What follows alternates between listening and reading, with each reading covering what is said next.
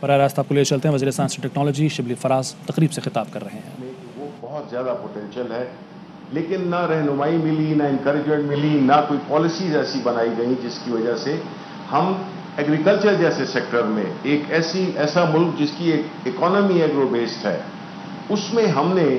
کوئی خاص توجہ نہیں دی. Prime minister Imran Khan again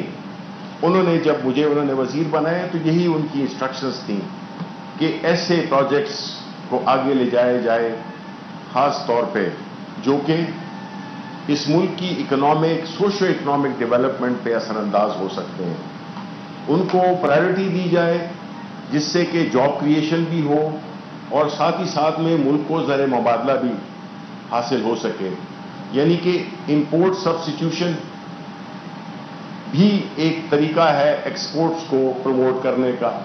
یعنی کہ جو زر مبادلہ ہم باہر خرچ کرتے ہیں چیزوں کو لانے میں اپنے ملک کے، اس کو سبسٹیٹیوٹ کیا جائے اور وہی چیزیں یہاں پہ پیدا کی جائیں. آج جو انسٹالیشنز دیکھی ہیں جو کہ آپ کی ہیمپ کی یہ جو ہیمپ تھا یہ اسی ایک بڑے ویژن کا ایک حصہ ہے. اور یہ ایک وہ بھی جو جب میں نے اس یونیورسٹی کا چارج سنبھالا تو یہاں پہ میں نے یہی دیکھا کہ جو ہماری R&D انسٹیٹیوشنز ہیں بڑا زبردست کام کر رہی ہیں. ہماری جو ریگولیٹری ہیں وہ شاید ٹھیک کام کر رہی ہیں. تو ہماری جو ministry of science and technology ہے، میں بلا مبالغہ یہ نہیں کہ میں اس کا وزیر ہوں اس لیے میں کہہ رہا ہوں، میں یہ سمجھتا ہوں کہ یہ ایک ایسی منسٹری ہے سائنس اینڈ ٹیکنالوجی میں ہی اس ملک کی ترقی اور خوشحالی کا راز پنہا ہے. یہ منسٹری اپنے جو پوٹینشیل ہے اس کو رائز کرے تو میرا خیال ہے کہ ہم پاکستان کی سوشو اکنامک لینڈسکیپ کو ہم بدل سکتے ہیں.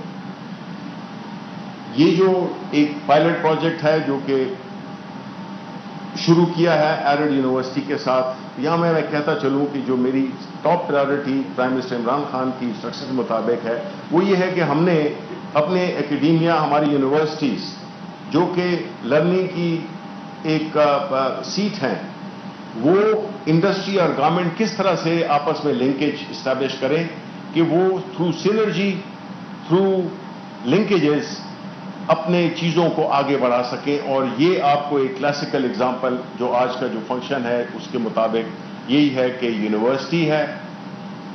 ہماری ریسرچ کے ادارے ہیں اور PCSIR آئی مسٹ ادھر میں کہوں کہ بڑا زبردست کام کر رہا ہے اور انڈر دا لیڈرشپ آف عبدی صاحب وائس چانسلر مجھے لگتا ہے کہ کمیٹڈ شخص ہیں، وہ کرنا چاہتے ہیں اپنے جو باہر کے ملکوں میں انہوں نے تجربہ حاصل کیا ہے اس کو وہ پاکستان میں امپلیمنٹ کرنا چاہتے ہیں. تو یہ ایک بڑی زبردست سینرجی بنی ہوئی ہے جس کا کہ آپ ایک عملی اس کی ایک جھلک آپ آج دیکھ رہے ہیں. جب یہ ہیمپ کا جب پروجیکٹ یہ کیبنٹ میں اپروو ہوا تو اس کے بعد جو ہونا چاہیے تھا لیکن الحمدللہ ابھی ہم نے شروع کر دیا ہے وہ یہ تھا کہ نیشنل ہیمپ پالیسی جب تک نہیں ہوگی، ایک ایکسپریشن آف انٹرسٹ کیے گئے جس میں کہ بڑی انٹرسٹ شو کی گئی، لیکن چونکہ گراؤنڈ پہ کچھ تھا نہیں تو ہمیں بڑا تھوڑی سی امبیرسمنٹ ہوئی کیونکہ ہم نے ایکسپریشن آف انٹرسٹ کر دیے لیکن نیچے کوئی پالیسی فریم ورک نہیں تھا. تو ہم نے پرائم منسٹر آفس سے ہم نے یہ سجیسٹ کیا، ریکمینڈ کیا اور انشاءاللہ اس کو ہم لیڈ کریں گے کہ ہم میکسیمم آئندہ آنے والے 6 مہینوں میں ہم national hemp policy, anti narcotic force جنہوں نے کہ بڑی ان کا میں شکر گزار ہوں کہ انہوں نے بھی اس پروجیکٹ میں یہاں کی جو پائلٹ پروجیکٹ ہے انہوں نے اس میں بڑی کنٹریبیوشن کی ہے اور وہ آگے بھی ہمارے ساتھ ایز اے اسٹیک ہولڈر، کیونکہ ہمارا کام ہے فیسیلیٹیٹ کرنا، جو انویسٹر آئے اس کو فیسیلیٹیٹ کرنا، نہ کہ اس کے راستے میں رکاوٹیں ڈالنی کہ آپ ادھر جائیں، ادھر سے NOC لیں، ادھر سے NOC لیں، ادھر سے NOC لیں. اس دوران میں جو انویسٹر ہوتا ہے وہ بھاگ جاتا ہے اور وہ آپ کا ایک نیگیٹو پروپیگنڈا کر رہا ہوتا ہے پوری دنیا میں جس سے کہ ڈبل نقصان ہوتا ہے. تو ہم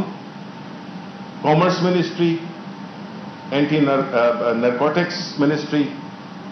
اور فوڈ منسٹری ہم مل کے ایک پالیسی بنانے جا رہے ہیں جس سے کہ تقریباً مکمل طور پہ اس انڈسٹری کو ہم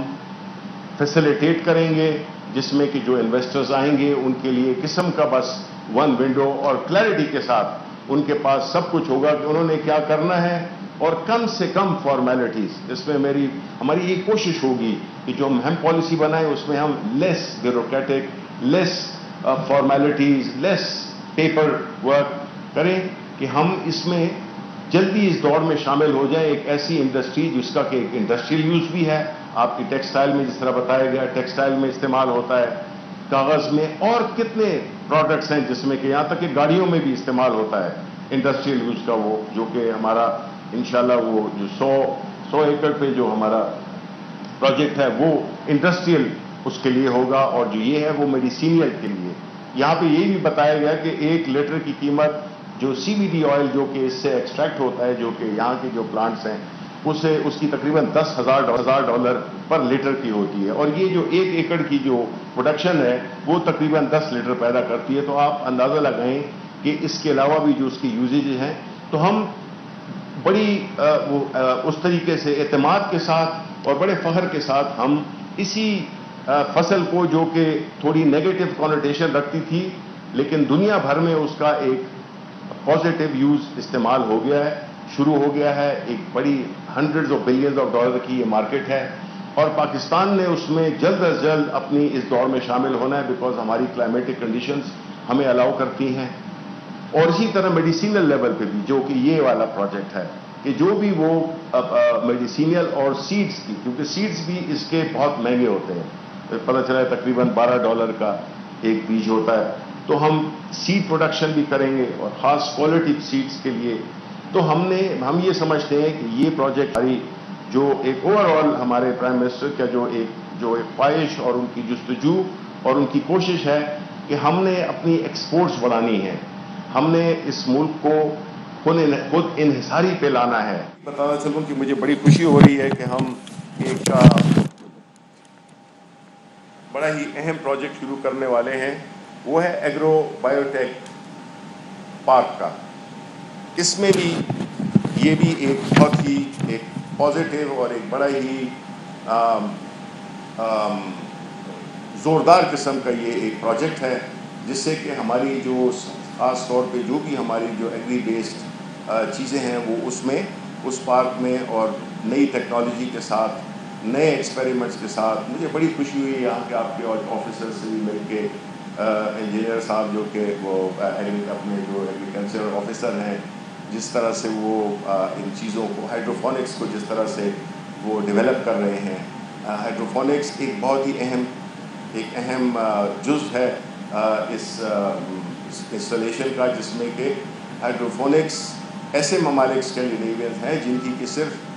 جو ایگریکلچر، حالانکہ وہ ہمارے لاہور سے بھی چھوٹے ہیں، لیکن ان کی جو ایگریکلچر ایکسپورٹس ہیں وہ $100 بلین سے زیادہ ہیں۔ سو ہم نے یہی کرنا ہے، اللہ تعالیٰ نے ہمیں ہر موسم دیا ہے، لینڈ بھی دیا ہے، پانی بھی دیا ہے، موسم ہوں گے، ہماری فارن پالیسی بھی اس پہ بھی وہ اثر انداز ہوگی۔ ایسا ملک جو کہ مختلف مشکلات کا شکار ہو، خاص طور پہ معاشی، اس کی جو فارن پالیسی مینجمنٹ ہے وہ بہت مشکل ہوتی ہے۔ ایز دے سے بیگرز آر ناٹ چوزرز۔ تو ہم نے ایک جہاد کے طور پہ ایک اکنامک جہاد کرنا ہے ہم نے اس ملک میں، اور اس ملک کی جتنی بھی اویلیبل ریسورسز ہیں، چاہے وہ ہیومن ہو یا چاہے وہ نیچرل ہو، اس کو میکسیمم حد تک ہم نے ایکسپلائٹ کرنا ہے، کیونکہ ہمارا ملک اسی وقت ایک انٹرنیشنل